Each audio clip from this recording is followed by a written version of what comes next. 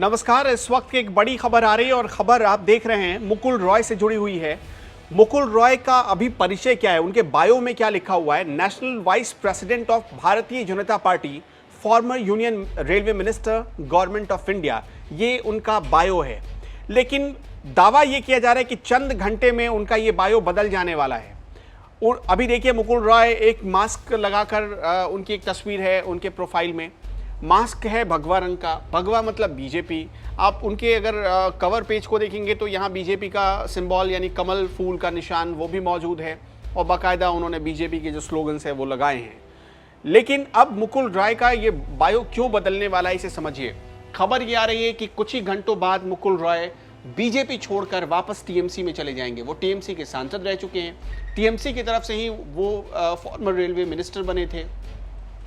तो अब खबर ये है कि वो दरअसल भाजपा संगठन से नाराज हैं। संगठन से नाराजगी के पीछे वजह क्या है? आजकल बहुत ज़्यादा लोग, आप देखिए बीजेपी में, कांग्रेस में, हर तरफ संगठन में ही बहुत बड़ी नाराजगी आ रही है।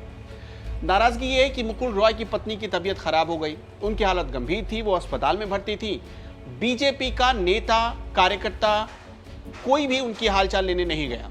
बीजेपी के जो बड़े नेता जो अक्सर कैंप किए होते थे चुनाव से पहले, उनमें से किसी नेता ने फोन तक नहीं किया मुकुल रॉय को।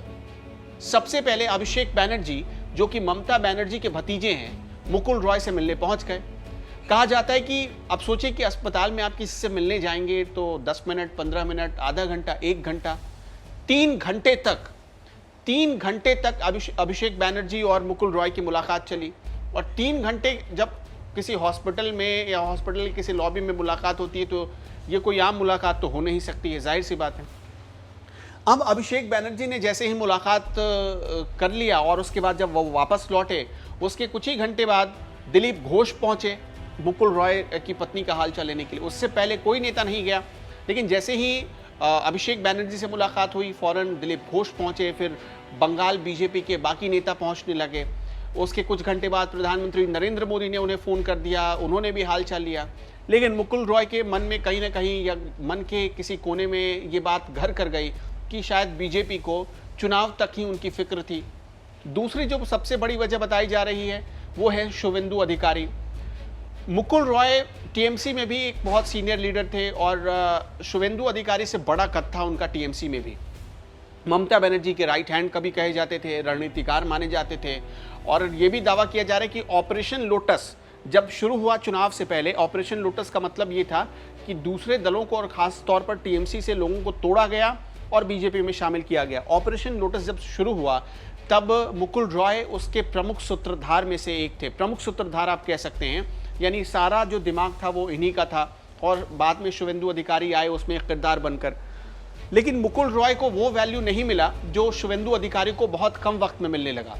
इसके पीछे बड़ी वजह ये थी कि शुवेंदु अधिकारी ने ममता बनर्जी को हरा दिया, इसलिए बीजेपी में उनका कद बढ़ गया और उन्हें देखिए आप नेता विपक्ष भी बना दिया है। अब बीजेपी ने, वो पश्चिम बंगाल में नेता विपक्ष हैं, जो कि एक कैबिनेट मंत्री के ओहदे के बराबर का पद होता है, समतुल्य पद होता है, तो वो उन्हें बना दिया गया है। और अब खबर ये थी कि चुनाव जैसे ही खत्म हुआ, जब बीजेपी कार्यकर्ताओं पर हमले होने लगे, जो कार्यकर्ता मुकुल रॉय जैसे चेहरों को देखकर बीजेपी की तरफ आए थे, उन कार्यकर्ताओं को देखने, सुनने या उनकी बात समझने तक कोई बड़ा नेता नहीं आता था। ये भी शिकायत थी। तो ये सारी शिकायतें मिलकर एक बहुत बड़े गुस्से में तब्दील हो गई और इसलिए अब खबर आ रही है कि मुकुल रॉय पार्टी से यानी बीजेपी से ऐसे नाराज़ हो गए हैं कि वो अब बीजेपी छोड़कर वापस टीएमसी में लौट रहे हैं।